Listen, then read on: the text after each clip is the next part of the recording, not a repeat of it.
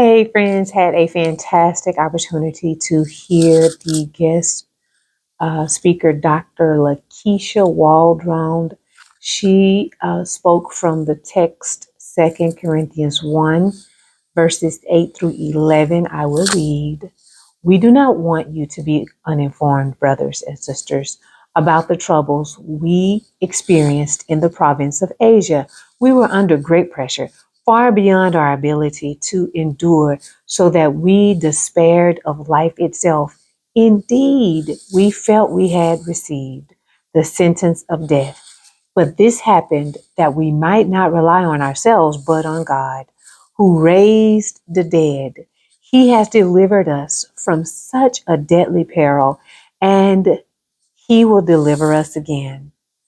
On Him we have set our hopes that He will continue to deliver us. Verse 11, as you help us by your prayers, then many will give thanks on our behalf for the gracious favor granted us in answer to the prayers of many.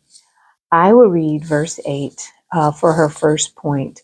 Verse 8, she read, for we do not want you to be ignorant, brethren, of our trouble, which came to us in Asia, that we were burdened beyond measure, above strength, so that we despaired even of life.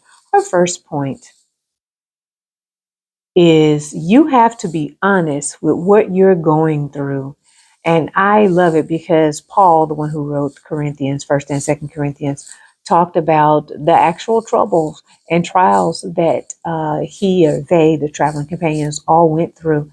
And so she mentioned affliction is being squeezed and placed under a weight or a pressure. And many of us go through that in life. And even the Bible reminds us that many are the afflictions of the righteous, right? So because you are righteous, it does not mean you will not experience troubles and afflictions.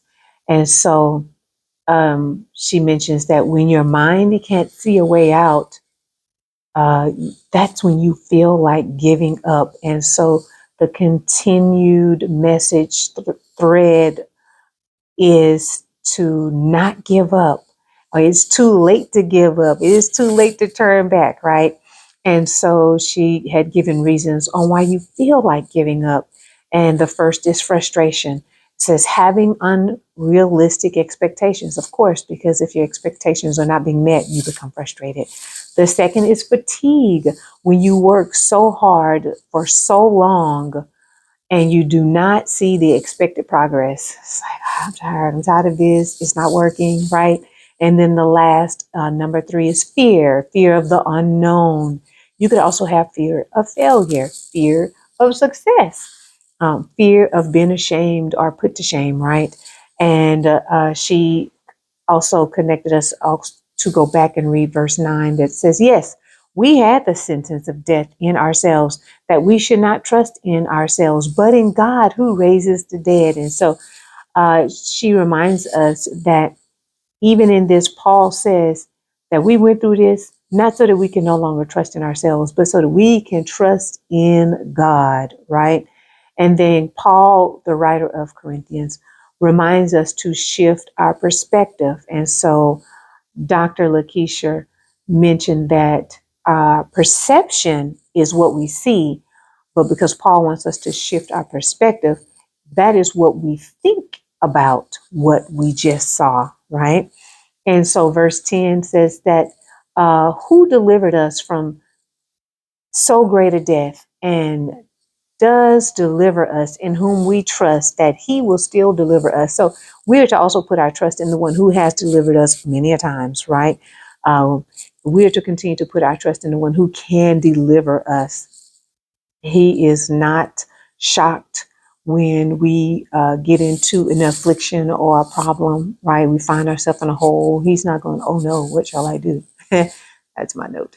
Verse 11 says, you also helping together in prayer for us, that thanks may be given by many persons on our behalf for the gift granted to us through many. And that is to remind us that there are times people are helping us and people help us through prayer. So thank y'all so much for those who pray for us and pray on our behalf when we are just tired. I'm speaking on behalf of leaders. PTG, we talk about the post traumatic syndrome, PTSD. I apologize what that means, but she gave us PTG, and it says post traumatic growth, experience traumatic event, then the individual experience growth. And so, even though something traumatic might have happened, even in those times of trauma, right, you still can experience something positive, like you learn from it, or you gain some good from that an experience, or just even just the point of just growth. You are now stronger, wiser because of whatever that traumatic experience was. And so sometimes trauma, Dr. Lakeesha says, sometimes trauma is a transportation. It gets you from being weak to strong. It gets you from being, I guess, having a lack of knowledge in a certain situation, to now knowing how to do something or how to encourage someone else because of what you've just gone through. And then last, it gets you from one place to another. So she said, instead of trusting in your own strength, we are forced to trust God totally. So, friends, I hope that you remember and that you are encouraged that even though you might experience PTSD, there's also PTG, and that PTG is post traumatic growth. After experiencing whatever type of trauma you have experienced, whatever you've just gone through, know that something good and growth can come from it. Friends, I want you to remember that God sees you. He knows you by name and he loves you.